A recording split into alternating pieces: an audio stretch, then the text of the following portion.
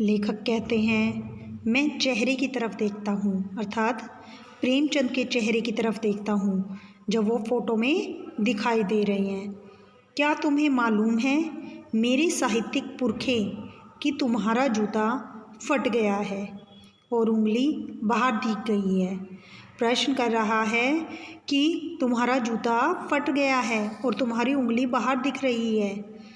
क्या तुम्हें यह बात नहीं मालूम?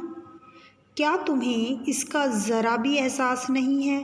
क्या तुम्हें बिल्कुल भी नहीं लगा कि तुम्हारा जूता फटा हुआ है? तुम्हें एहसास फील ही नहीं हुआ?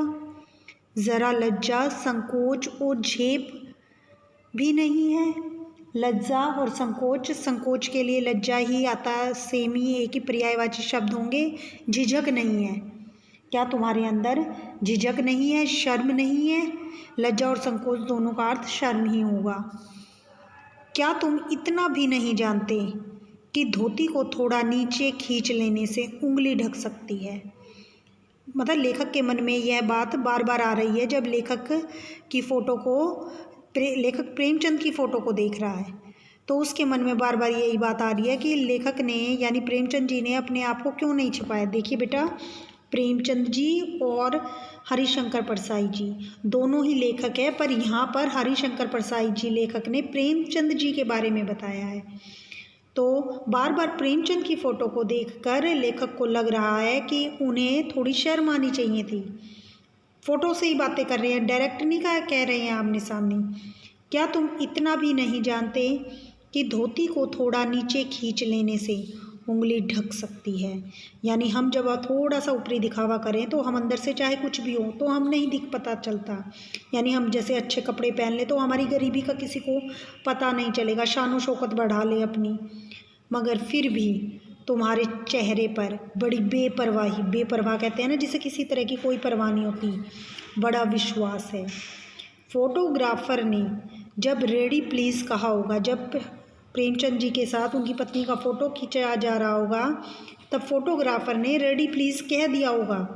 तब परंपरा के अनुसार तब जो काम किया जाता है तो फोटोग्राफर का क्या काम होता है, तो रेडी प्लीज़ कहता है फोटोग्राफर। तो परंपरा के अनुसार तुमने मुस्कान लाने की कोशिश की होगी, तो परंपरा क्या है, जब रेडी प्लीज़ कहे तो मुस्कान लाओ।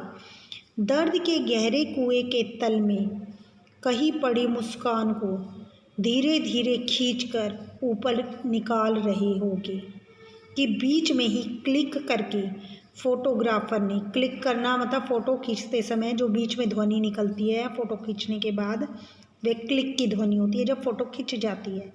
थैंक यू कह दिया होगा। यानी कुएं के तल में कहीं पड़ी मुस्कान है, क्योंकि जो प्रेमचंद जी का जीवन है वह पूरा दुखों में बीता है। उन्होंने जो जीवन में संघर्ष किए हैं, परेशानियां झेली हैं, जिसके कारण उनके चेहरे पर कभी भी मुस्कान नहीं आ पाई, तो उन्होंने अपनी चेहरे पर मुस्कान लाने का प्रयत्न किया है। यहाँ पर